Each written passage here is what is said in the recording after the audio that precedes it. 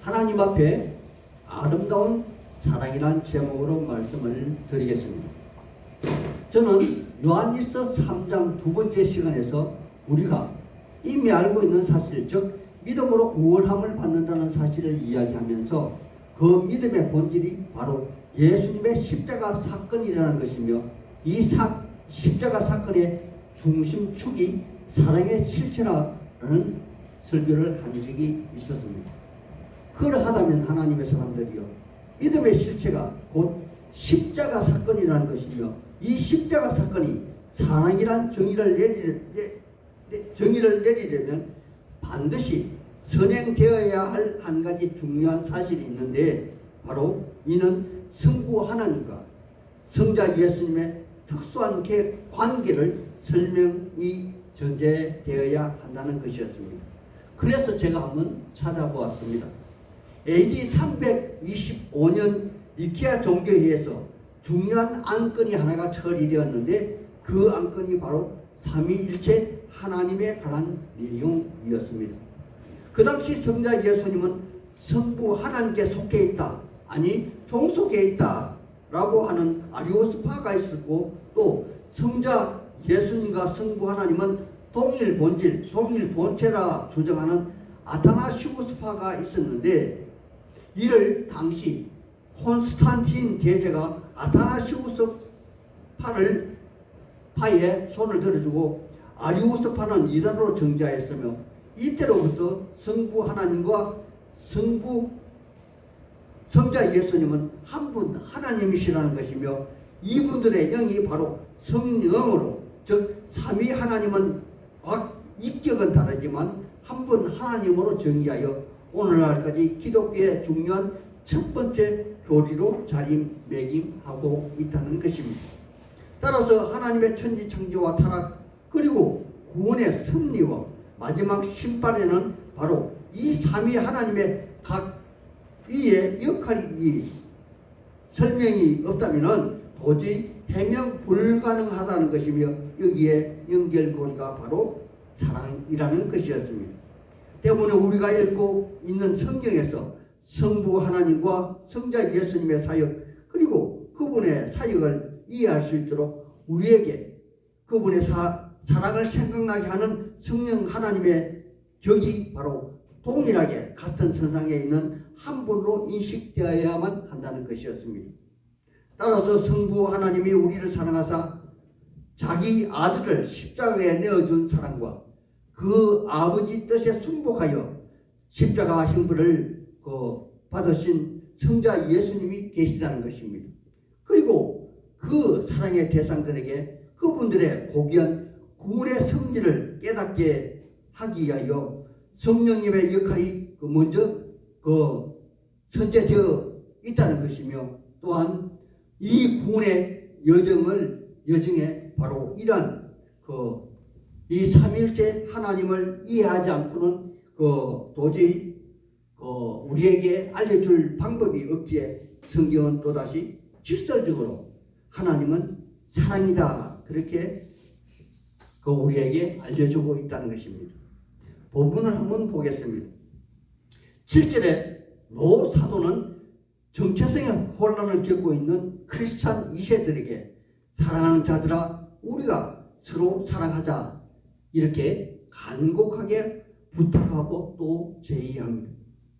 그런데 그들은 지금 그들의 상황은 극심한 생활고와 이교도들의 탄압과 세상의 윤리 도덕 철학이 그들을 엄습하여 그들이 믿음으로 받아들이고 또 전해들은 복음이 정말 진리인가, 정말 복음인가 하는 그들의 정체성이 흔들릴 때 이 편지가 기록되었다는 사실입니다.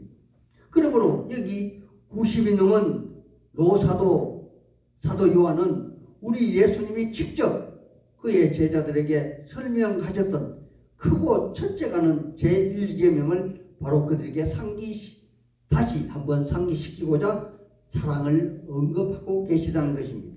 이는 바로 마태복음 22장 37절에서 40절에 하나님의 사랑과 이웃 사랑을 제가 발췌하여 한번 읽어드리겠습니다. 예수께서 이르시되 내 마음을 다하고 목숨을 다하고 뜻을 다하여 주 너의 하나님을 사랑하라 하셨으니 이것이 첫째 되는 계명이요 둘째도 이와 같으니 내 이웃을 내 자신같이 사랑하라 하셨으니 이 두 계명이 온 율법과 선지자의 강령이니라. 아멘. 그리고 이어서 그는 그 사랑이 어디에서부터 출발한 것인지 그 원천에 대하여 말하고 있습니다. 바로 사랑은 하나님께 속한 것이라 합니다. 하나님의 사람들이요, 이것은 그 사랑의 원천이 바로 신적 기운이라는 것이며 그 기운이 성부 하나님이 우리 인간을 사랑하사 그 분신이 되시는 성자 예수님을 이 땅에 사람의 아들로 내려 보내주셨다는 것이며 그 성자 예수님은 성부 하나님의 뜻에 절대 승복하여 십자가 죽음을 죽으셔야만 했다는 것이고 또한 그분은 죄가 없으신 하나님 자신이기에 죽음에서 부활하셨고 또 그 부활의 원리에 따라서 그분을 믿고 따르는 우리 역시 그분이 정하신 때에 부활 성천하신다는 사랑의 구원의 대서사실을 이 자리에서 언급하고 계시다는 그러한 말씀이며 바로 이것이 사랑은 하나님께 속해 있다는 다른 말일 것입니다. 그리고 이어서 사랑하는 자마다 하나님으로부터 나서 하나님을 안다라는 말씀을 하고 있는데 이 말씀을 풀어 설명해 본다면 이러한 말씀이 될 것입니다. 그 성부 하나님의 세상 사랑을 온전하게 자기 자신이 온몸으로 체득하고 각인시킨 사람이어야만 사랑의 실체를 안다는 것이기에 이는 말로만 혀로만 하는 그러한 인생에서 나오는 그러한 사랑이 아닌 그 밑바탕 본성 자체에서 저절로 흘러나오는 그러한 사랑을 말하는 것일 것입니다. 제가 예를 한번 들어보겠습니다. 마태복음 25장 31절 이하에 보면 인자가 다시 오실 때 양과 염소의 비유에서 나오는 말로서 특히 제가 40절만 발췌해서 읽어드리겠습니다. 여기 있는 내 형제 중에 지극히 작은 자에게 한 것이 곧 내게 한 것이라. 아멘. 하나님의 사람들이요, 이 말씀의 앞뒤 문맥은 우리 임금이 줄일 때 먹을 것을 주었고 목마를 때 마실 물을 주었고 나그네 되었을 때 영접하여 주었고 헐벗을 때 옷을 입혀 주었고 병들었을 때 돌봐 주었고 옥에 갇혀 있을 때 와서 돌봐 주었다는 그 말의 축소일 것입니다. 물론 양과 염소로 구분되는 우편과 좌편 그들 모두는 모두 다 임금된 구주를 아무도 그들은 인식하지 못했다고 고백합니다. 하지만 우편은 그들 이웃이 바로 이러한 처지에 있을 때 그들은 성심껏 돌보았다는 말이고 좌편은 그들 이웃이 이러한 처지에 있을 때 아무도 돌봐주지 아니했다는 말로서 너희 중에 가장 작은 자에게 하지 아니한 것이 바로 내게 하지 아니한 것이라 말씀하고 계시다는 사실일 것입니다. 그러므로 이러한 측은지심과 이웃사랑이 바로 근원적인 신적인 사랑에서 표출되는 것이며 이러한 본성의 출현이 여기 본문에서는 사랑하는 자마다 하나님으로부터 나서라는 그러한 표현이 된다는 사실일 것이며 이러한 사실을 하늘의 하나님도 혹은 내 속에 거하시는 성령님도 이를 미리 아시고 섭리하시고 지도하시고 인도하셨다는 그러한 사실일 것입니다. 따라서 지혜 없어 우둔한 우리에게는 결과론적으로 우편의 양은 하나님을 안다고 말할 수 있을 것이고 좌편의 염소는 하나님을 알지 못한다고 표현할 수밖에 없는 것이며 이를 누가복음 6장 44절에는 나무는 그 열매를 보고 안다고 말씀하시며 가시나무에서 무화과를 딸 수가 없고 또 찔레나무에서 포도를 따지 못한다는 그런 말로 기속이 될 것입니다. 그런데 말입니다. 우리네 신앙 여정에는 오직 이렇게만 구분되어지면 얼마나 좋겠습니까마는 세상은 그렇게 우리에게 구분되어지지 않는다는 그런 말입니다. 옛적에 저는 온누리교회 하영조 목사님의 설교를 들으면서 크게 한번 은혜를 받은 적이 있었습니다. 그분은 하루에 한 번씩 투석을 하시면서 사모님과 병 낫기를 위해서 정말 그렇게 많이도 기도를 하셨다 합니다. 어떤 때는 무릎을 꿇고 기도를 하다가 시간이 흐르면 궁둥이를 하늘로 짙게 들고 만약 하나님이 저를 고쳐주시지 아니한다면 지금 확 죽어버리겠습니까? 죽어버리겠노라 그렇게 항변도 하시면서 수없이 기도도 했건만 하나님은 끝내 그들의 기도를 들어주지 아니하시고 마침내 그분은 소천하셨습니다. 하지만 그분은 늘상 기도 발매에는 하나님은 다 선하십니다. 하나님 하시는 일은 다 옳으십니다 라는 고백을 하게 되더라는 것입니다. 혹자는 이렇게 말할 것입니다. 어떻게 사랑의 하나님이 하나님의 일을 그렇게도 많이 하는 그분을 왜 낫게 하지 아니하셨는가 하고 말입니다. 하지만 성경은 하나님의 사랑에 대하여 9절에 이렇게 말씀하고 계신 것을 우리 모두 다 압니다. 제가 읽어드리겠습니다. 9절 말씀입니다. 하나님의 사랑이 우리에게 세상에 이렇게 나타난 바 되었으니 하나님이 자기의 독생자를 세상에 보내시면 그로 말미암아 우리를 살리려 하심이라 라고 말입니다.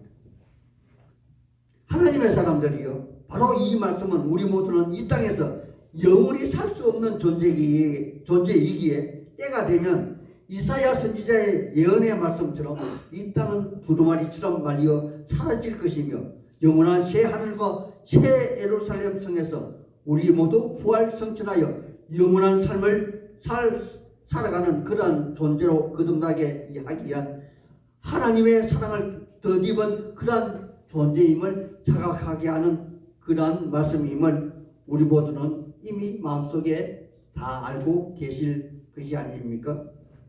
그야말로 어쩔 수 없는 우리를 하나님 자신이 저주의 십자가를 지심으로 죽으셨고 또한 우리를 위해서 다시 살아났다는 것은 아마 복음 중에 복음, 기쁜 소식이 분명할 것입니다.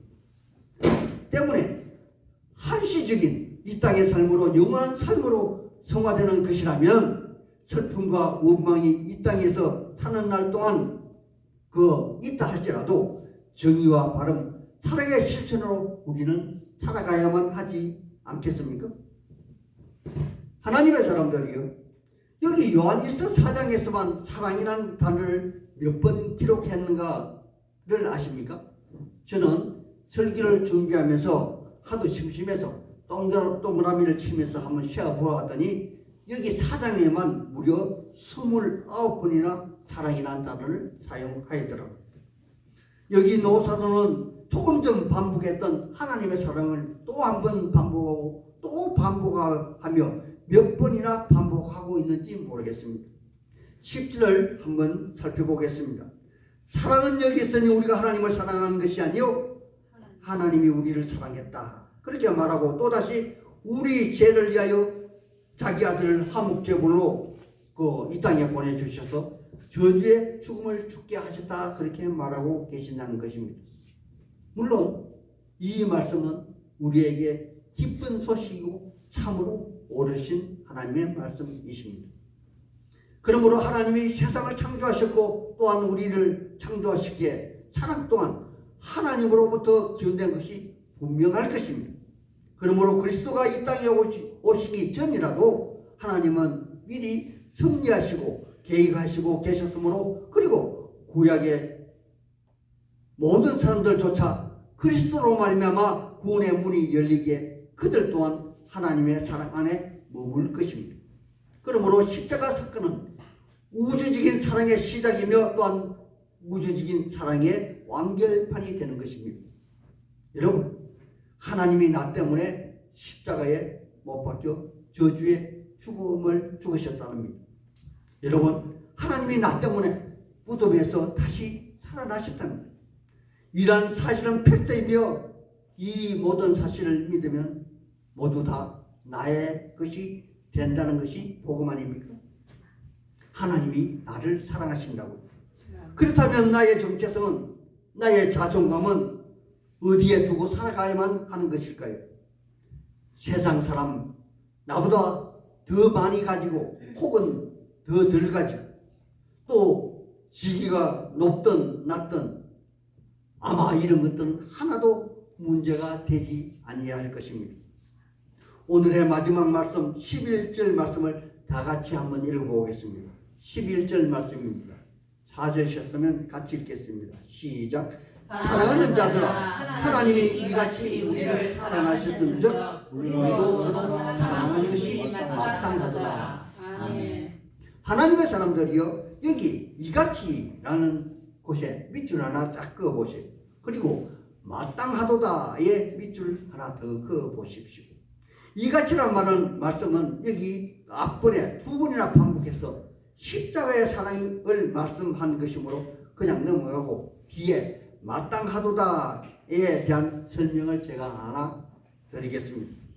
베드로전서 2장 21절에 보면은 이를 위하여 우리가 부르심을 받았으니 그리스도가 너희를 위하여 고난을 받으사 너희에게 본을 끼쳐 그 자취를 따라오게 하셨느니라 라고 기록된 말씀이 있습니다. 하나님의 사람들이요, 저는 요즘 예수님이라면 어떻게 하셨을까라는 제목의 책을 제가 예전에 읽다가 요즘 다시 읽고 있습니다. 예전에는 그 책을 방금 읽다가 이 책인데 도저히 제가 이 책을 다 읽을 수가 없어서 그만두었다가 여기 오늘 본문에 보면은 이 요한일서 4장 11절에 보면 그 자체를 따라오게 하셨느니라 라는 그러한 말씀 구절 때문에 다시 읽기를 시작했습니다. 이 책은 찰스 셸든이라는 목사님이 그의 삶으로 기록한 그러한 말씀인데 저로서는 지금도 어제도 읽어보았지만 역시 이분 따라 나의 삶을 살지 못할 것 같습니다. 하지만 여러분은 어떠하십니까? 여러분의 삶 속에서 여러분은 정말 작은 예수로 살기를 원하십니까?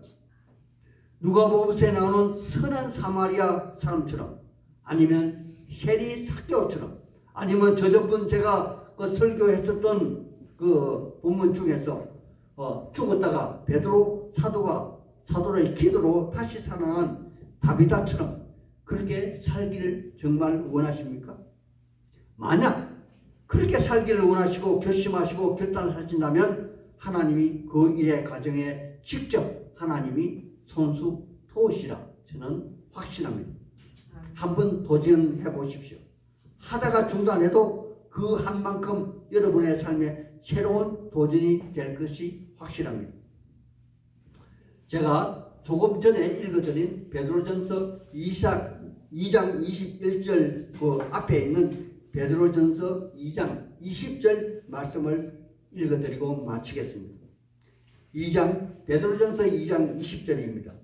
죄가 있어 매를 맞고 참으면 무슨 칭찬이 있으리요. 그러나 선을 행함으로 고난을 받고 참으면 이는 하나님 앞에 아름다우니라.